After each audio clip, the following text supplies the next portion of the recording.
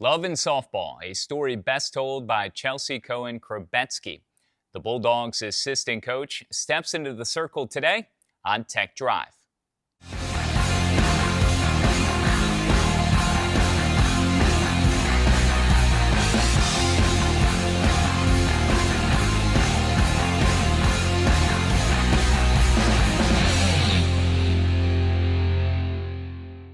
Voice of the Bulldogs, Kyle Schasberger here. Welcome to another edition of Tech Drive. And Chelsea Cohen-Krobetzky is my guest today, the pitching coach for the Tech softball team. Dogs are preparing for the start of a 7-game fall slate. Includes 6 of those games at home starting this Sunday at 1 o'clock. Dinner on the Diamond is coming up too on October 11th. Chelsea, thank you for coming by today. How's life?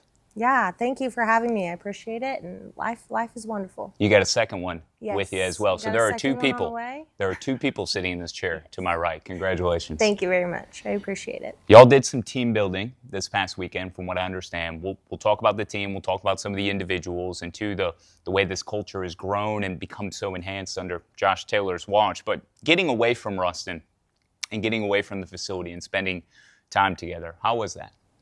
It was really special. We've done it in the past before. Coach Taylor had taken a trip up to Hot Springs and really fell in love with it.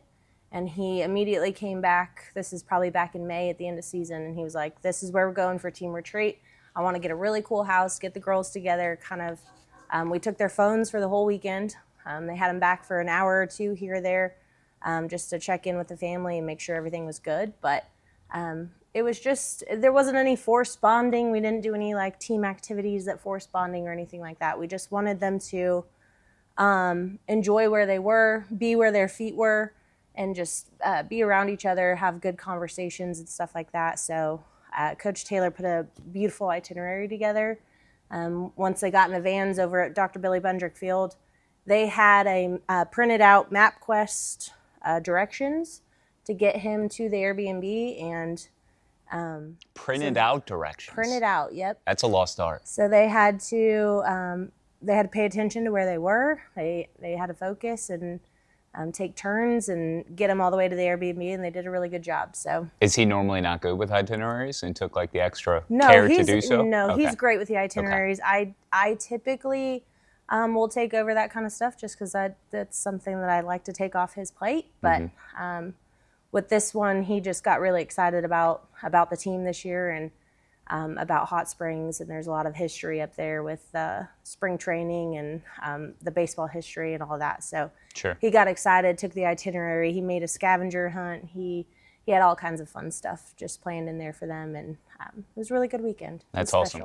I heard about this from Gerald Jordan when I was at a diner in El Paso Saturday morning with Teddy Allen. We were getting coffee and some breakfast, and Gerald had mentioned softball was on a retreat and that Josh Taylor had taken all the phones. So my mind immediately went to, have you ever seen The White Lotus on HBO? I haven't. Okay, I highly recommend this. But, at the resort, at this exotic resort, they take your phones, or at least they try to lock and key and put them in a bag. Was this like a theatrical thing where Josh had some, I don't know, canister or sack or, box where everybody just throws the phones in there? What was that moment like? I need to know more. Yeah, so he had just a backpack of his.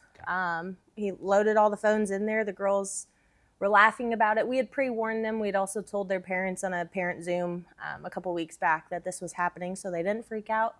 They all went into the bag. The bag was very heavy, and that bag went into a different van. And at night... It's like they were held hostage. Yeah, they were held hostage. Okay. Yeah, Right. for sure. Yeah, I was warned about vans when I was out of town this past weekend in that part of the country. But I can tell you, I'm here. I'm alive. I survived. It was a fun time in El Paso. And Dogs football came away with a 30-11 win. You're entering your 5th season, right? Yes, sir. 5th season at Tech, all alongside head coach Josh Taylor, as he brought you and your husband with him from Nevada. And we'll get to Tyler, and that was during the summer of 2021. There was instant success in 22, 39 wins, regular season, CUSA title. So much good happening, too, in the circle, which you're instrumental with. Now, 4 straight years of 30-plus wins. How would you describe the way in which the culture has shifted or grown the past 4 years? Yeah, I would say when we first got here, we really wanted to bring stability to the program. We wanted to bring some confidence and that team, when we first got here, had been through a lot with the tornado and not having a field, their field being rebuilt, new coaching staffs and all of that. So it really shifted from, we're giving stability and we want these girls to have a really enjoyable experience here while being competitive. Of course, that's always at the bottom line. And it's kind of shifted now to where our standards and our expectations are, they're in their program. They're built into our team and our girls, and they come on the field knowing that it's not going to be easy, that those standards are very high and we're never going to lower them. And their standards and their expectations for themselves have met ours. They have risen to where we're at. And so we just want to be a really competitive program always. And so it's sort of shifted of like, let's give these girls stability and the fun college experience they're looking for, to like, this is where we're at now. We expect you to compete. We expect you to show up every day and give 110%. And there's no reason not to. That's awesome. The roster returns 13 players. You have 10 newcomers. I think it's 7 transfers and 3 freshmen. One of those key returnees is senior Allie Floyd, who was one of 4 returning all-league selections from last year. She's continued to shove in the circle since her Conference USA Freshman of the Year season in 23, led the league in wins, in strikeouts, innings pitched, appearances, complete games. This past spring, she appears to be quite the unicorn in the circle, does she not? Yeah, no, she's fantastic. And if you hear her recruiting story, which has been out there of her actually being a first baseman, and I see her pitching, we brought her in. She just has the mindset of, I'm going to do whatever it takes to get better. And you'll find that kid in the weight room at the hotel because she knows she has to do something to make sure she's recovered and ready for the next day. Or she puts a lot of extra effort in that a lot of people don't see, and that takes her to the next level. And she's continued to add to that every year, which has made her better every single year. Her development process has been, her freshman year, I think she threw 2 complete games, and she threw a fastball with a mediocre changeup. Mm-hmm. And she came back the next year and added we got her curveball working really well, and then she came back the following year, and it was a little bit more every year, but then it was a lot of focus on strength conditioning and keeping her healthy, and all of those things adding up to the senior year. It makes her a unicorn because she does things differently than most. For those that aren't aware of her story, she was recruited, though, as a first baseman? No. With the idea... Originally, yes. So she was originally committed to Inkernet Ward as a first baseman. They had a coaching staff change, and she ended up decommitting, or they decommitted her. I can't remember exactly how all that went, but I was out in the fall of her senior year and saw her pitching. And I liked it. I thought she was great. I saw good mechanics. I saw strong, physical, really high ceiling. And I went and got her as a pitcher. And we later found out at that team retreat, her freshman year, that she was actually a first baseman. Wow. That's Coach incredible. Taylor looked right at me at that retreat and was like, excuse me? Yeah. And I was like, first recruit, Josh. Like, I didn't know. First base pitcher, same thing, right? That's insane. Yeah. The fact you saw something so special in her, you identified it, you brought her in, and she still has her senior year ahead of her. I mean, that's insane. That's truly unique. What's it like to have that front row seat, to see the development that she's had, those steps she's taken each of the previous years, and I know you're the one that's working most with her day in and day out. Mm-hmm. It's great because she's so good at what she does that she pushes me to be better at what I do as well. So every year I tell my pitchers, if I'm not getting better, you're not getting better. So it challenges me to make sure that I'm learning and progressing and knowing new things and better ways to communicate with our AT and our strength coach and what we're doing in all of these areas. And it's not just us working in the bullpen, but it's us getting a well-rounded athlete so that she can be better. So it's really challenged me, I would say, to continue getting better and making sure that I'm providing ways for her to elevate, because she's going to put the work in. I just have to give her the opportunity and the resources to do so. You weren't too shabby as a player either. played for Arkansas Razorbacks 2009 through 2013, a two-time captain. Completed your career ranked among the top 10 in Razorback wins, innings pitched, starts, appearances, complete games, shutouts, and strikeouts. You were pretty good. Yeah, I found a way. Yeah. My freshman and sophomore year were a struggle. I wouldn't say that. I think there's a lot of shifts as you go into college as a student athlete. And I would say after my sophomore year, I stayed that summer. I worked really hard with my strength coach, and I had a mental shift of wanting to be the best that I could be and wanting to take my team along with me. And that kind of put me into that leadership role as a junior. And I had a really successful year then and just kind of rolled from there and found my confidence and found my inner Allie Floyd of doing the things that other people weren't doing, knowing that that's what I had to do to be what I wanted to be. That mental shift, whether it's in Allie, what we're seeing year after year, day after day with her since she got on campus, or yourself, how critical is that? That seems like a very significant piece in really being able to tap into your potential. Yeah, I think the hardest part of being a student athlete is the mental side of it. We all know it's hard, but how do you handle hard? And when you handle it in a way that you embrace it and you enjoy it and you don't see it as a burden, it really opens your perspective to like wanting to do the hard and wanting to go through these hard workouts in the weight room with your teammates and wanting to show up, Friday morning before your game that Friday night and be in the weight room and doing the extra reps and all of those things. So the mental side of it is extremely difficult, but once you find it, you embrace it, you love the hard, and that's really cool. And I think a big part of my job is a lot of these athletes show up. I already know they're talented. They have what they have. They are who they are, and a big part of what I'm doing as a coach is just providing them and giving them an opportunity to find the confidence within themselves to do what they're already doing. And hopefully we grow along the way in those spaces, but if I can allow them to really see what they're capable of already, most of them find success immediately. That's awesome. That makes all the sense. And yeah, being comfortable in uncomfortable parts of your life, and trying to fight through a certain wall that is very mental as much as it is physical, but it's all in a mindset and all in approach. And I could see you enjoy that part of it. And I think any successful, person, whatever it is they do in life, as a coach or as a broadcaster, you've got to be able to embrace certain vulnerabilities and try to work on getting better through that. You did that abroad when you were done playing at Arkansas as a member of the Hogs. You played, you coached, you put yourself in an uncomfortable environment, a very unfamiliar environment with stops in Argentina, Austria, South Africa. Yeah, Italy. I can't keep them all straight. I mean, you've been everywhere. Yes, I've been to none of those places. What did you love most about your experience internationally? I think the biggest thing that I took away, and my husband and I talk about this all the time, is that the more you travel, the more you realize that everyone is the same. We're all looking for the same things in life, and love and happiness, and that the game of softball is a universal language.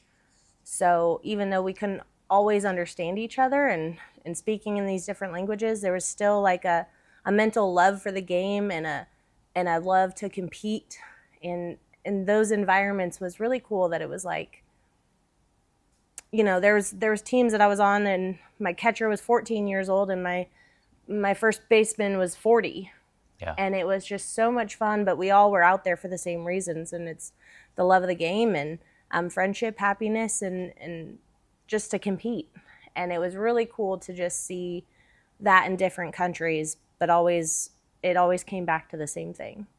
And it wasn't easy to leave. How difficult was it for you to choose to continue to chase down softball as a player, and then you became a coach, but to go to the foreign land? That had to have been difficult. Yeah, I think when I first graduated college, I wasn't quite sure what to do. I had plans, sort of, but I wasn't really I didn't know where to go even. I wasn't sure if I wanted to move back home to Nevada. I was all the way in Arkansas and loved the South. And I got this opportunity in Argentina, and I freaked out at first. But as soon as I told my brothers, I have two older brothers, And as soon as I told them, they were like, you have to go. Yeah. I'm like, I took the bare minimum of Spanish in high school. Like, how am I going to survive there? How am I going to coach in a foreign country? And they both were just like, don't care, go. And so it was kind of with their confidence in that push that led me to Argentina. And once I got there and started experiencing what it could be, traveling the world and continuing to play the game and coaching and just having all of these new experiences, I almost couldn't say no. So anytime an opportunity came, it was like, yep, I'm going. Yep, I'm going. Absolutely. I can't say no. There's no way. And where was it you met Tyler? So Tyler Krobetzky is also on Josh Taylor's staff, hitting coach, assistant coach. You met him overseas. Correct. How quickly? What country? How did that go down? Yeah, so I had my time in Argentina, and then I went immediately to Europe and played in Austria. And there was a baseball team there that was leaving. After that season, they were all going to Australia. And I was like, well, I'm going home. I want to go to Australia, find me a team. And so Clayton Carson was his name. He found a team in Australia that was looking for a pitcher. So I went out to play. And then he happened to be Tyler Krobetzky's junior college coach back in college. So he brought him to Australia as well. And we met up. We went exploring. All of us would all get together. We'd go hiking and go check out the kangaroos and koalas and go to the wine country and do all these things together. And so we met. That would have been my third season internationally, Tyler's first. And we just were very drawn to the same things. We wanted to experience the world. Mm-hmm. And once we met, it was kind of like, where do we want to go next? It was never like, oh, I'm going here, where are you going? It was like, where do we want to go? Do we want to go to Italy? Do we want to go to Germany? Do we want to go to the Netherlands or New Zealand or back to Australia? And so we ended up traveling, I believe it was 6 different seasons, so close to 4 years together. I'm just kind of chasing the summer and going back and forth between the northern and southern hemisphere and just soaking in all the experiences that we could. So you had 2 years before he got there, figuring things out on your own. You made it easy on him. Yep. In his first year, yep. He met you, and you two are traversing all these other countries. I'm sure that erased any sort of lingering doubts you may have had about what you were doing. You had already been there a couple of years, though, so I'm sure you were assimilating yourself well. But I'd read somewhere you had denied dating, was how it was written. It was almost like low-key. It was downplayed in a way, kind of cagey, but you found yourselves just, to your point, just planning all these adventures together. Yeah, and that was like, neither one of us were wanting a relationship when we met. We were like, I'm international. I'm only here for 6 months. Who knows where life takes me after this? So, I think we denied that we were ever really dating because that's not what we were looking for, but we knew we had a very special connection, probably from the beginning. But yeah, I wouldn't say for those probably 3-4 years that we were saying like, oh yeah, we're together, we're a couple, we're dating. It was just like, no, we that's not what we're looking for. Yeah. But, no, yeah, you couldn't deny it. That's beautiful though, because I think that eliminates a lot of like extra pressures or anxieties that can be attached to a label. It's especially, when you each are trying to figure out what it is you want to do with the rest of your life and kind of be where your feet are to the point you made earlier, and just enjoy the company of one another and the companionship. So use the word special. How special is that to work alongside now? It's been several years going back to Nevada under Josh Taylor, but to have your life partner, your husband, with you. And you just got married, right, last year? Yeah, we just got married. We've been together for 10 years now, but we just officially accepted that we're dating. And we got married officially last year, August 31st, the day before our son's first birthday. So that was very special for us. But it's a unique relationship because we do work together, and then we do, we don't spend a whole lot of time away from each other, but we challenge each other in a lot of ways. And conversations with him and Coach Taylor as well, they have a different background in this game that we play, because they were born and raised with baseball, and I was on the softball side. And even though they're the same game, there's a lot of differences, and there's a lot of differences in the way that we are taught growing up when we're young. Yeah. And just the verbiage and different stuff like that. So I think when Tyler and I met and we started having conversations, he was a catcher, so I abused him a few times and, threw pins to him, and we would have conversations about pitching and catching and hitting and all of these things. And it's really evolved how we coach our players, because it's now a mutual understanding of the two blended sports, I guess you could say. Yeah. And it's funny because they'll say things one way and I'll turn it around and say it another way, and we're saying it the same way, but I'm like, no, our team is going to understand it this way.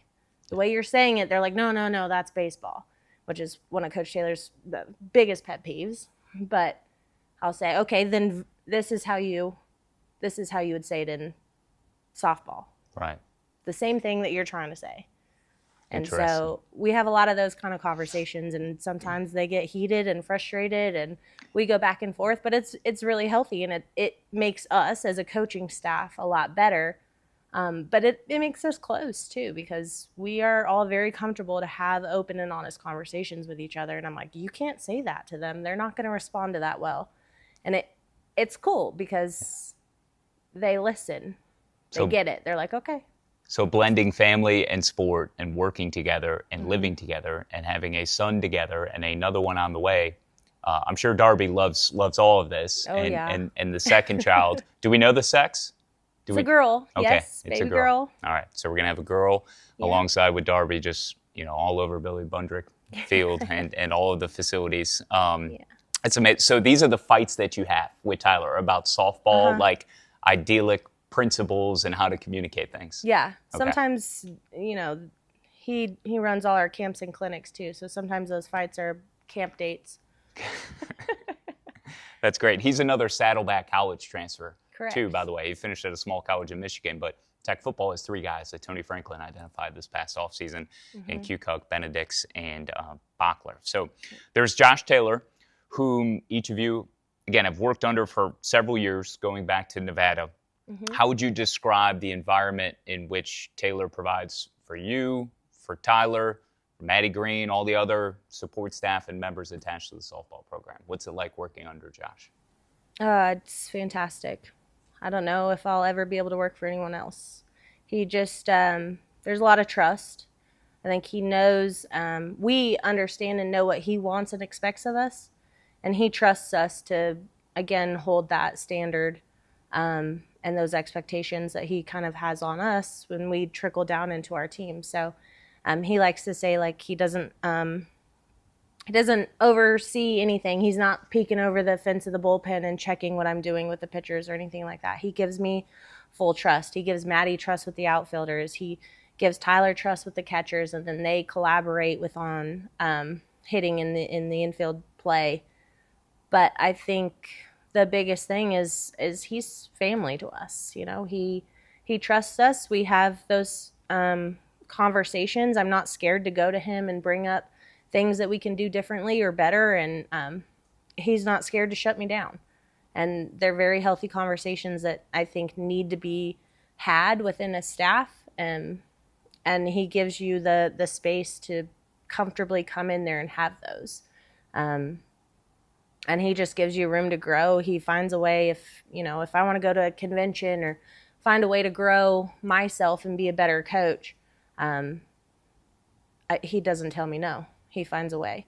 And it's really special because I know I can go to him with anything. I know with my growing family and Tyler and I both coaching, there's complications in that as well. And he works with us every day. He knows that family is important. It's important to him. And he gives us the freedom to raise a family and be present within our family while also being the best coaches that we can be. And it's a really special relationship. So summer of 21, he asked you and Tyler to come. Package deal, I'm assuming, right? You're both coming. You'd already mentioned you loved the South from your time at Arkansas, and it's Josh Taylor wanting to bring you to Tech. No brainer then, right? Yeah, there was a lot of pause and a lot of tears. Okay. Yeah, because at that point, Tyler and I had finally settled back in my hometown. I was with my family and my grandparents, aunts, uncles, cousins, everyone that, in my family is in Reno, Nevada. So we were kind of finally back home. Tyler was coaching at Nevada with him, and I had told Tyler basically that I couldn't talk softball with him because there wasn't anything I can do about it. Yeah. He would ask me, this is what they're doing in the bullpen. What do you think? And I'm like, I don't want to talk softball with you. I'm not in the bullpen. I can't change it unless Coach Taylor hires me. Okay.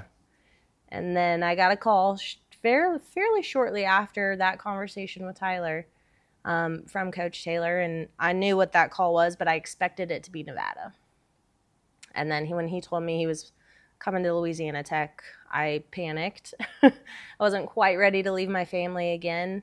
But Tyler and I sat down in his living room with his beautiful wife, Michelle, and had some really hard conversations. And, you honestly, you Google Ruston, and I'm like, do they have a coffee shop? Like, I was a little nervous about how small the town was. And there was a lot of pause. And I was, I'm a Razorback, so LSU is not like the state of Louisiana was just not on my list of places to move. And the second we got here, I fell in love with it. I knew I loved Ruston. I knew we made the right decision. I knew I wanted to coach. I knew I wanted to be under Coach Taylor. There's never been a doubt in my mind of this isn't where we're meant to be. And we absolutely love it. And I don't want to go anywhere else. That's beautiful. You talking about the process of investigating Ruston is like everything I went through, 3-4 months ago. And you're right. You get here and it just feels different. It's different. It's built different. So they also have Patton's. Okay, I don't know if you've been to Patton's, but Patton's Western Wear, Patton's Downtown. So hundreds of uniquely designed, officially licensed Bulldogs and Lady Texters apparel. Options at Patton's Downtown in Ruston. You can find it all when you shop locally at Patton's, a North Louisiana tradition since 2007. Again, look your best at Patton's Western Wear and Patton's Downtown. The 7-game fall schedule includes 6 games at Dr. Billy Bundrick Field, starting Sunday, October 5th at 1. So that's coming up when this podcast drops. You'll have a few days, make your plans, get out there, come to Ruston. The lone road trip is Tuesday, October 7th at ULM at 6. Size up the dance card. What are you most excited about over this next month for the softball team during the fall slate? Yeah, fall is all about development for us. So when we get to see them in a competitive environment, it's kind of that last piece of the puzzle. You're like, okay, we know what you're going to do when we're giving you reps, but what do you do when there's pressure on, or how do you look in a competitive setting? So we get really excited to see that part of our team and how they blend together and all of those things, especially within the pitching staff. They're a staff, so I'm really working on trying to figure out the pieces in which they fit together. So I like to challenge them. Sometimes I put them in situations where I think they're going to fail, so I can see that. And then sometimes I'm seeing, how one pitcher follows another, and if that complements each other really well, or if it's oil and water, I got to see it, and I got to know now. And then there's times when the bases are loaded and we don't have an out, and I'm going to pull a freshman in just to see how she handles that situation. So it's really fun to be able to get into those environments where you can plug and play and really see and push buttons on people and test those theories, we like to say, and see how they perform under them. And then that gives you a really good idea mindset-wise as well. Like, where do we need to work? Can you throw a changeup in a 3-2 count? I need to know. I can't just try it out in preseason when it's a must-win game. Yeah. So, well, I think that's interesting, putting them in positions where you want them to fail, because you want to see how they respond, too. Right. And that goes into the mental gymnastics, a lot of what we talked about earlier. Absolutely. So these games, they provide an opportunity, too, for, like, recruits. I know we've had a big recruiting weekend here recently, which was perfect. It was wrapped around, a red-out soccer game, which soccer won over UTEP to begin Conference USA play. You had the football win over Southern Miss. So, there was a lot of big things going on.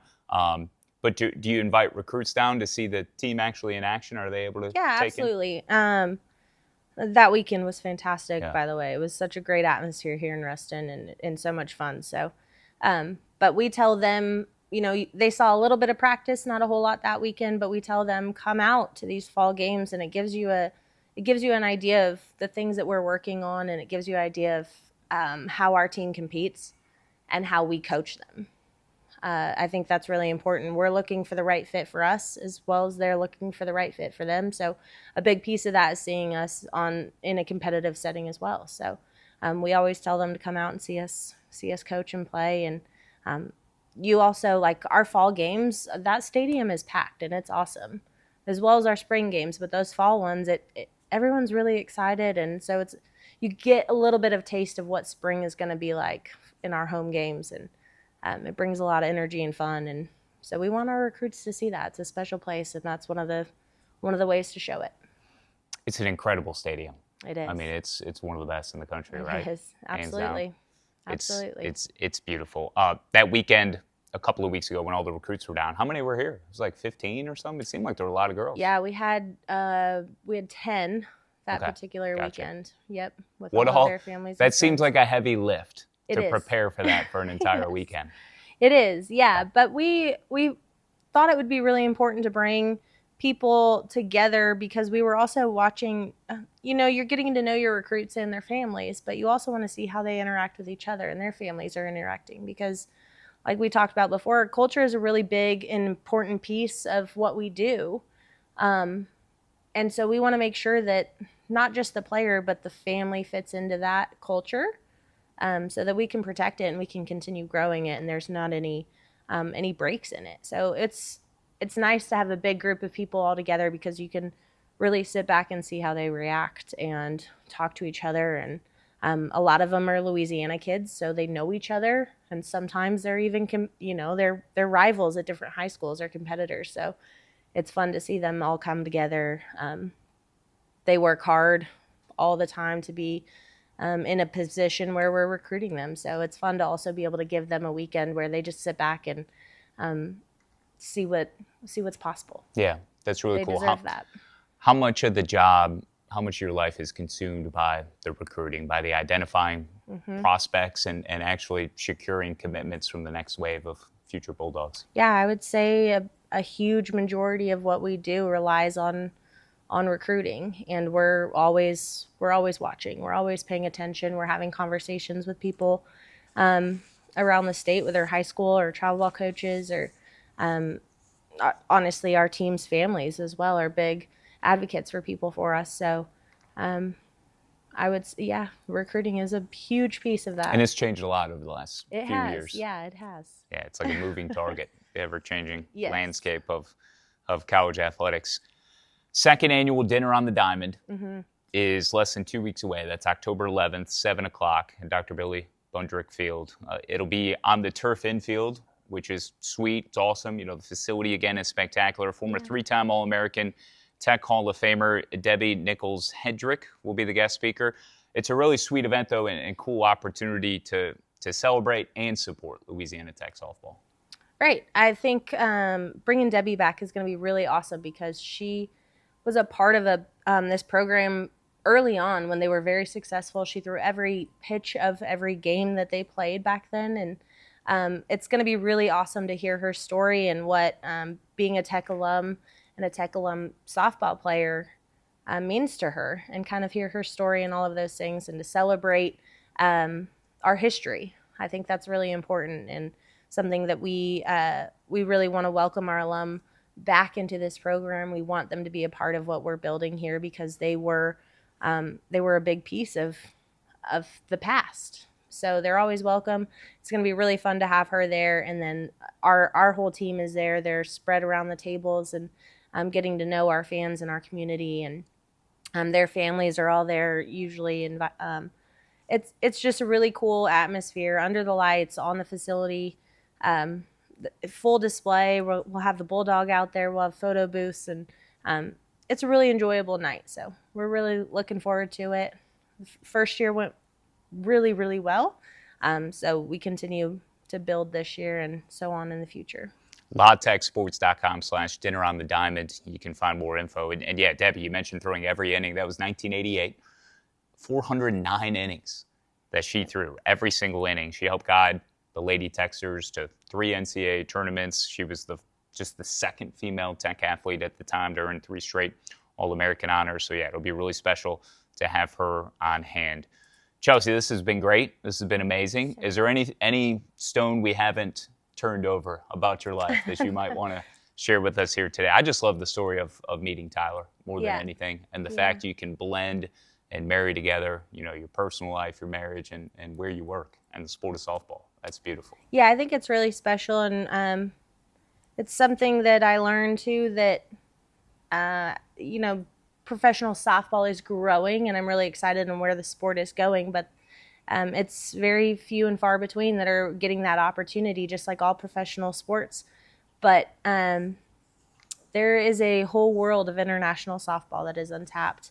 And I talk to all of those teams still. I love all of them and communicate with them frequently. And I'm always encouraging our players to do the same. And we've had the opportunity to send Audrey Pickett. She was a pitcher my first year here. She went over and played in the Netherlands. And we have Claire Rayleigh now playing for a team in Germany. So I think that's a really cool opportunity that we still stay connected with those roots, and we get these players an opportunity to continue playing if that's within their dreams, right?